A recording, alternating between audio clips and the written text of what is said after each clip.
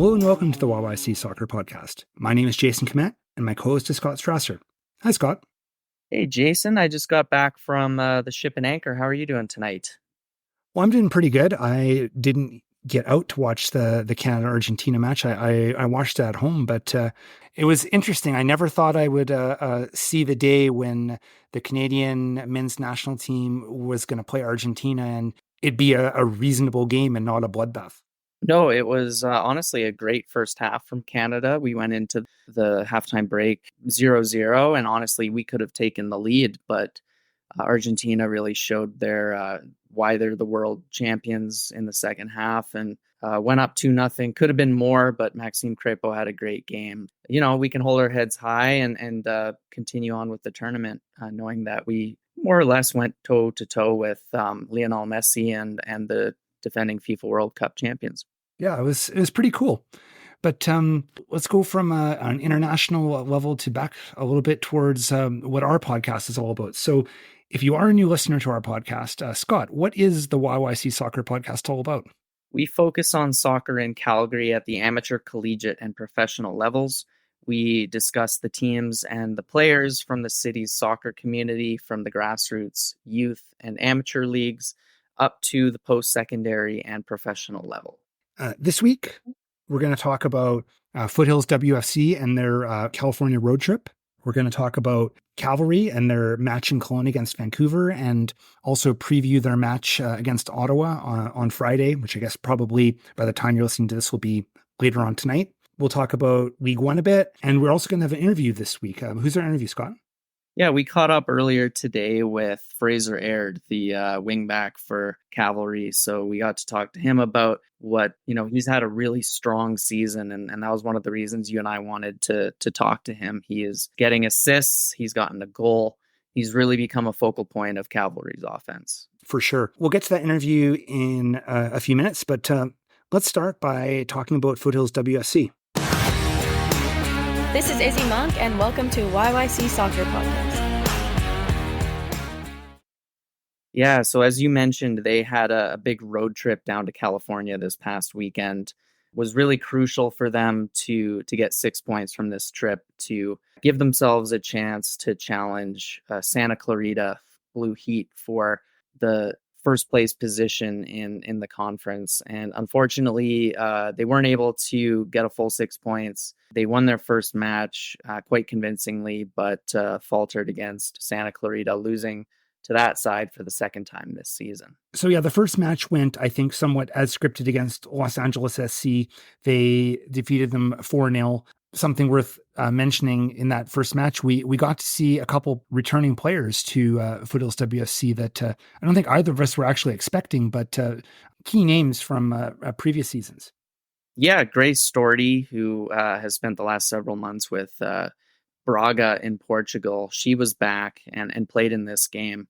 And then I believe Talia White was the other returnee who has spent this past season in Ireland with Treaty United. Yeah, so they were back with the club, and so that first match turned out pretty well, 4-0, but then in the rematch against Santa Clarita a couple days later, unfortunately, they went down 2-1. So I think when I look at the standings right now, I believe the Blue Heat is a perfect 4-0, and Foothills has 3 wins and 2 losses. So I think right now, unless something happens and Santa Clarita makes some kind of misstep, I think they're going to be hard to knock off that top spot now. Yeah, because I think that Foothills has handily beaten every other team in the division, and Santa Clarita would have to lose to one of those teams, would have to lose 2 games, and they've already played Foothills twice. So I really don't know who would pick up points against them, given how strong they've been. Was that goal that Foothills scored the first time they've conceded this season? Yes, that was the first time that they conceded all year. So I get the impression from hearing some of the comments, post game that Foothills was pretty happy with their performance in a general sense, and they played well, but they didn't get the result. Yeah, and you have to imagine that their chance at the playoffs is over now, considering that it's really, I believe it's just the first place team in this conference that qualifies. That's how I understand it, unless they've changed the rules from last year. But last year it was just the first place team. They do still have a couple of home games. They're going to be back here June 29th to take on LA at Broadview. So that'll be their first home match in nearly 4 weeks. Yeah, so it'll be good to have them back for a match, and then I believe they'll have one more home match after that. And yeah, I guess you play out the matches and see what happens.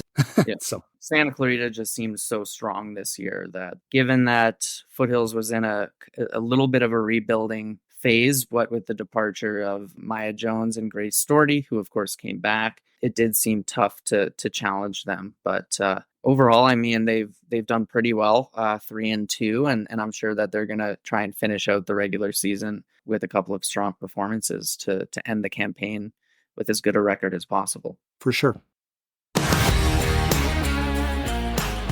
Hello, Fraser Aird here, guys, and you are listening to the YYC Soccer Podcast. So last weekend, Cavalry played a neutral site game in Kelowna. They faced Vancouver FC on Sunday afternoon, and the match turned out to be a 0-0 draw. Yeah, it unfortunately was a goalless draw, which, considering the hype and the marketing and everything that led up to it, was disappointing for all the fans that showed up. Overall, it was, pretty cool to see a CPL game take place somewhere else. Obviously, the match didn't really live up to the billing. So what did you think? Because I did watch the game, but I have to confess, I had my son kind of with me throughout it. So when you have a baby on your lap, you're less focused on what's happening on the pitch. For sure. It seemed chaotic lots of times, very unsettled, lots of mistakes. There was just a lot of simple passes that were getting intercepted. And I'm not sure exactly the reason for that. I think it probably had at least something to do with the pitch. The pitch was wet. I don't really know what kind of shape it was in. It seemed like there was definitely some challenges regarding the field. And also, the field was really, really narrow. I think they said it was 61 meters wide. I believe the usual width is 68. You could really tell out there. So it definitely affected how the game was played. But Cavs got away with a couple of things, and then they had some really good chances. I think the best one was a Leighton Brooks header that Irving made a great save. And I just, the look on his face was like, man, what more do I have to do to get a goal? Yeah, Leighton Brooks has had a couple of really close chances, but I don't think he's opened his account for Cavalry yet. But overall, I agree with what you said. That pitch was so narrow. I don't know if I've ever seen a field that narrow. And when you think about Cavalry's playing style of getting the ball wide and getting the ball into the box, it didn't really suit them. And yeah, I think when you talk about like the poor passes and stuff, it is harder to play on a smaller, narrower pitch. But I think the biggest positive to talk about with regards to this match was the attendance, which was over 6,200, I believe. Yeah, I think they did a really good job.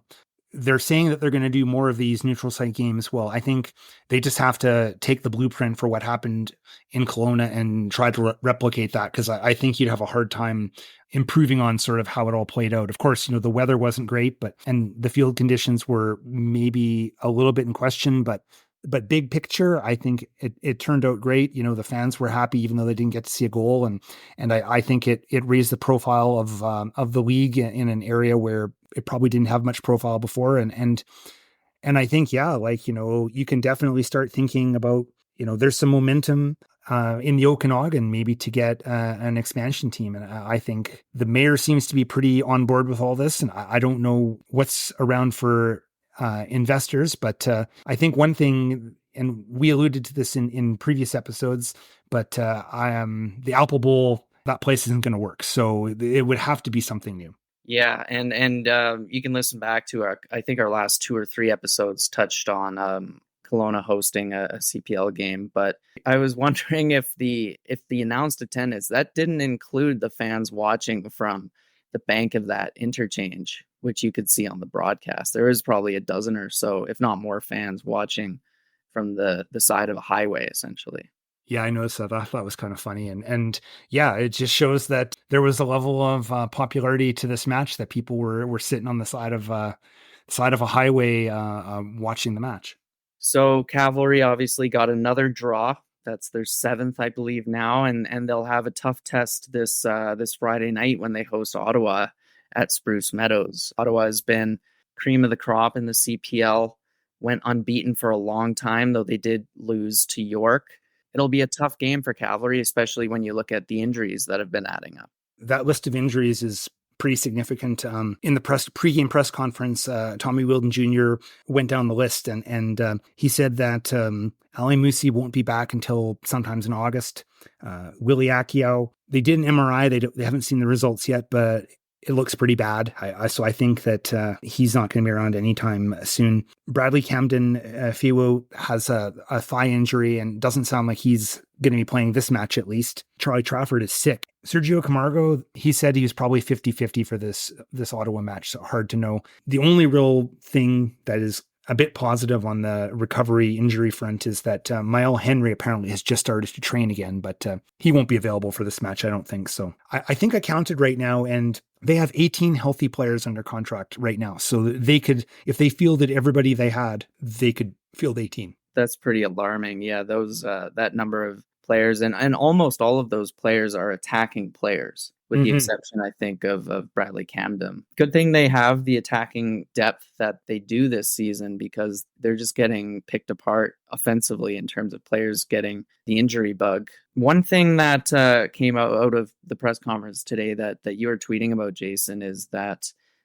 they are going to be signing an, quote, exceptional young player today. Yeah, so I had to go and double check the rules on what an exceptional young player means, but what it basically means is it's a player, they have to be born in 2006 or younger. There are 2 roster spots that can accommodate this type of player, and I believe there are limits to how much of it is under the salary cap and that sort of thing. But the bottom line is there are 2 slots available for Cavalry. They haven't filled either of them yet. So they are bringing in someone. They're going to announce it tomorrow, and that's going to fill one of those roster spots. So I guess that will give them another player potentially available for selection. Yeah, and we don't know who it's going to be, but I think both you and I immediately thought of the same player when Tommy Wheeldon Jr. announced this. Chenan Chanda, who has been lighting up League One Alberta for this spring-summer. He's 2006 born, so he would apply to that rule. I just checked, he's up to 7 goals. So he's the leading goal scorer in League One Alberta, playing for Cavalry U21. I would be shocked if it wasn't him. Like, it just all makes sense. And, if you really look back historically at Tommy Wheeldon Jr.'s approach, for bringing players along and signing them, I guess it's theoretically possible that he thinks he found some 17-year-old, 18-year-old in Montreal that's some diamond in the rough that nobody knows about, that he's going to sign to an exceptional young player contract. But I think that's highly unlikely. If you work on that basis, then it's probably somebody already in the system, somebody that they already know. And when they're as short on offensive players as they are right now, I think this just seems to make sense. Yeah, and Chenan Chanda has been around the Cavalry first team already. He joined the preseason trip to Mexico. So there wouldn't even be that much of a transition period. He would already be familiar with the players. I was sort of looking at the roster, and if Camargo is not able to dress tomorrow, I think there's pretty good chance he'll probably be in the 18. Well, he's obviously playing with a lot of with positive momentum. If you look at his League One form, I've watched a couple of Cavalry U21's highlight reels, and he's involved in almost every attack. I mean, he's obviously their top goal scorer with 7, but every highlight that is on the Alberta Zone media channel for Cavalry U21 seems to involve him getting on the ball, dribbling at his defender, or playing a pass. So he's clearly brimming with confidence, and if he does have the opportunity to play a professional game, I'm sure he would take that confidence into the match with him. We're going to run our interview now with Fraser Aird. As I'm sure most of you know, Fraser's been with Cavalry for a few years now, and he's we've talked about on this podcast, Scott. He's had a really good year this year. He's played as well as I think I've seen him play in the CPL, and he's been involved in the league. He was with Valor and he was with FC Edmonton, and I think this is as good as he's played. Yeah, this is his 3rd season with Cavalry, and he's playing the best I've ever seen him play. his delivery into the box, whether it's from open play or from a set piece, has been outstanding. He's already got quite a few assists, mostly from crosses. He chipped in with a goal as well a couple of games back, clearly playing with a lot of confidence. And we got to catch up with him and talk about the season thus far, but also he's had quite an interesting career. If you check out his Wikipedia, his career really started with Glasgow Rangers. So, one of the biggest, most historic clubs in Europe. So he's had an interesting journey, and it was cool to hear about it. We're going to run the interview now. We'd like to welcome Fraser Aird to the podcast. Fraser has been with Cavalry now. I believe this is your third year with the club. Welcome to the podcast, Fraser. Thanks, guys. Yes, you are correct. 3 years it's been for me since I joined Cavs. You've really been the source of a lot of Cavalry's offense this year with your crosses. How do you rate your performance so far this year for yourself?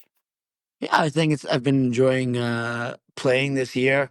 Obviously, other than a few of the results that haven't gone the way we'd necessarily like, I've been happy with my performance. We've been unbeaten in 9 games, been involved in a lot of the goal action, and also a big part of keeping clean sheets too.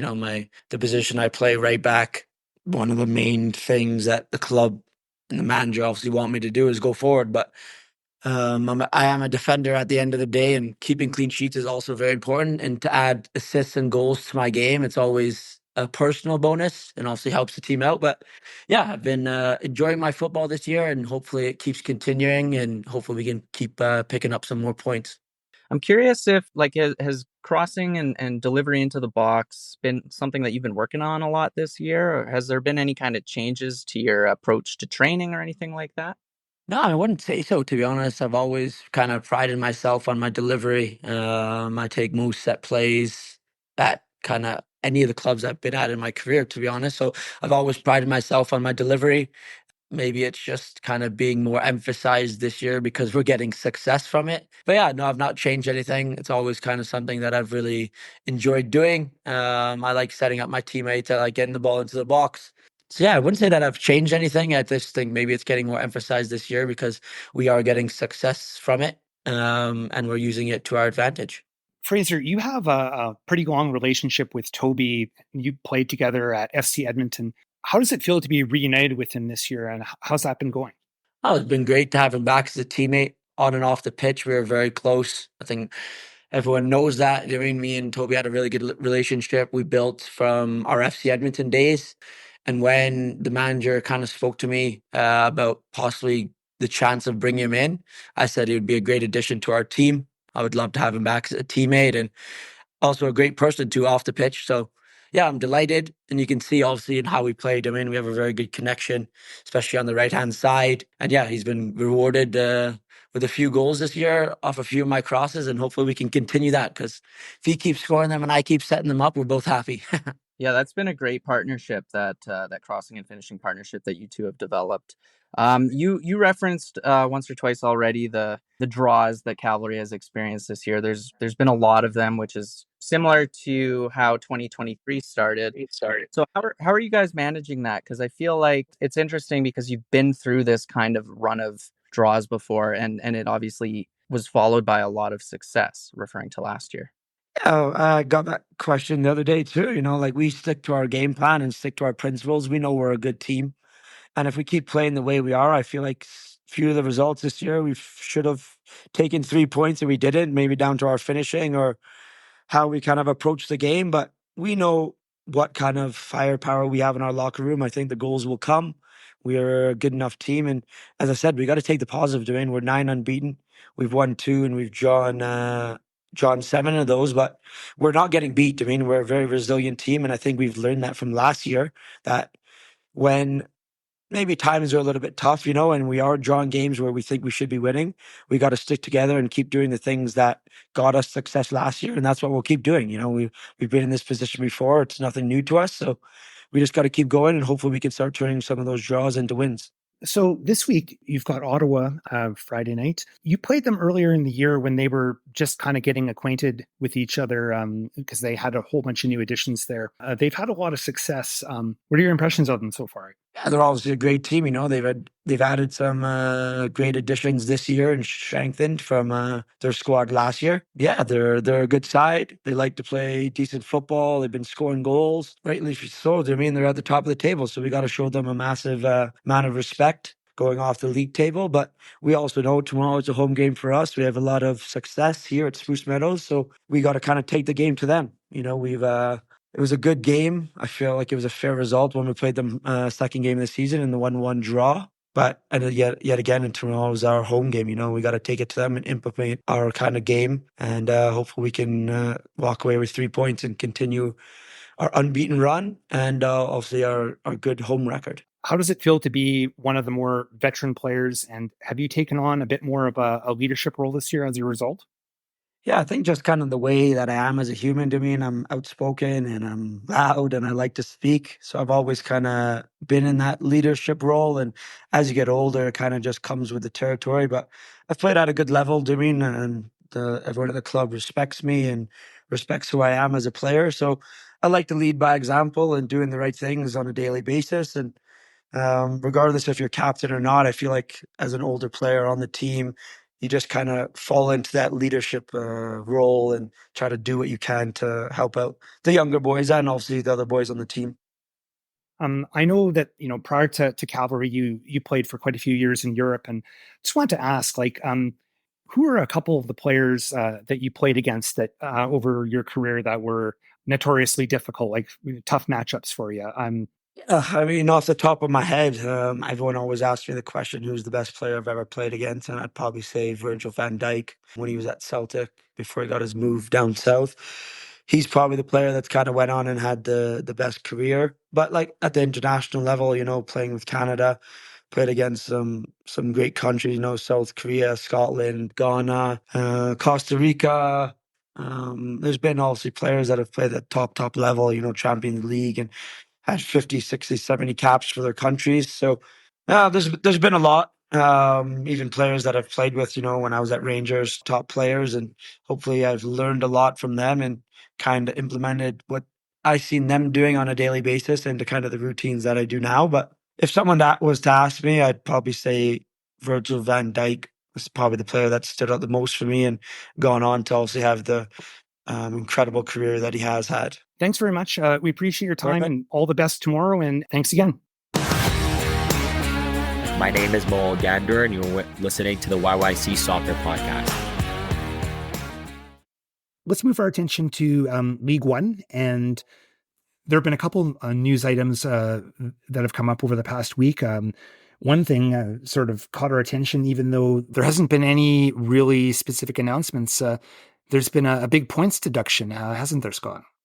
Yeah, St. Albert Impact on the women's side have had to forfeit their first 6 matches. On the schedule, it says they lost all of them, I think 3-0. So clearly something happened there. We've been in touch with a few people from League One, but haven't had official confirmation as to the reason why they were docked all their points. But they're now at the bottom of the table, whereas, not that long ago, they were at the top of the table because they were setting the pace in first place. St. Albert is now down there, and that has given Calgary Blizzard an opportunity to be at the peak. And they have a pretty decent lead over Edmonton Scottish on the women's side. Yeah, I believe it's Blizzard has 16 and Scottish has 12. And the high performance team, young kids, they're at 12 points too. Yeah, that's great. I mean, like we've mentioned before, they're essentially a U16 team. So for them to be tied for second place is phenomenal. They've upset a few teams, but yeah, great performances from Lee Tucker's side. To round out the standings on the women's side, Calais United has 11 points, Foothills has 10, and BTB up in Edmonton, they've got 9. And Calais United, one of the players mentioned by Conrad when we had him on the podcast a couple of weeks ago was he brought up the performances of Kendall Showers for Calais United. And you noticed that she had joined Foothills WFC on their recent road trip to California. Yeah, and she scored one of the goals. In fact, I can't remember for sure, but I think it might have actually been the goal against Santa Clarita. So not only did she play in those matches, she scored. So kind of interesting because Kendall Showers doesn't fit the typical profile of a League One player. I believe she is older, 27, 28 years of age. I think she played for the Dinos like about 10 years ago. So, and I think she actually kind of has a day job. Like, I think, she's sort of playing soccer, like on the side sort of thing. So I know she's had a really good season, and I guess she's rewarded by getting called to Foothills WFC, but that's pretty cool. Yeah, it's really cool. It really reminds me of another player we profiled last year during the college season for SAIT, Megan Weeb. So very similar, like older, but really bringing her experience to the fray in League One. So that's how the women's table looks at the moment. And then on the men's side, Edmonton Scottish still top of the table with 16 points, but Calgary Blizzard have narrowed that gap to just 1 point. They're at 15 points in second place. They're making a race out of it for sure.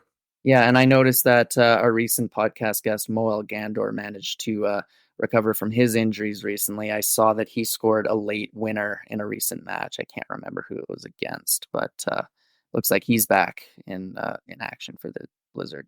Break down the rest of the table. St. Albert Impact are at 12 points. Cavalry U21 have 10. Foothills, 10 points. I believe they've got 3 wins in a row, so they've been on a real roll lately. Calais United have 9, and BTB, when we had Conrad on a few weeks ago, he mentioned that they're very much in a rebuilding year. They're on the bottom of the table with 3 points. A player I want to highlight, really helping with Foothills' resurgence, Owen Antoniuk. He's got 6 goals this season, and Foothills have really turned around their start of the season woes to pick up 9 points out of a possible 9. So they've really turned the program around, and it's, without being able to watch every match, it's hard to know exactly what has happened.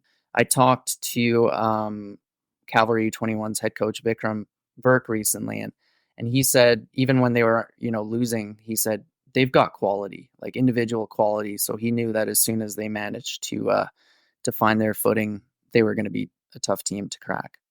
So we've got plenty of matches for League One, even this weekend. So tonight, Friday, BTB is taking on Callies.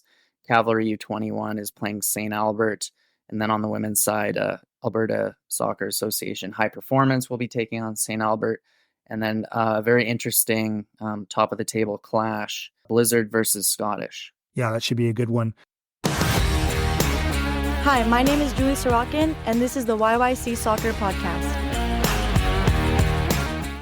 The one thing that we've really been watching for over the last several weeks, Mya Jones in San Diego, she's been playing on a regular basis, but she finally opened her account for the Wave on Wednesday night and got her first goal. Unfortunately, San Diego lost 2-1, but kudos, way to go.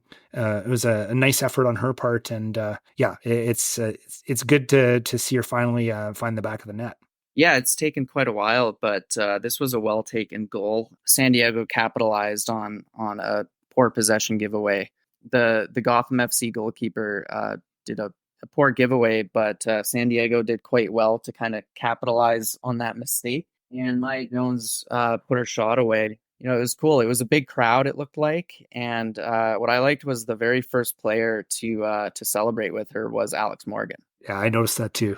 So I think Alex Morgan has probably been rooting for Mya Jones to score that first goal, and you can see how excited she was to get it. So another couple of tidbits that we wanted to bring up. A big piece of news: former Cavalry player Joel Waterman was called up as a late addition to Canada's roster for the Copa America, which got underway today, as we alluded to at the start of the episode.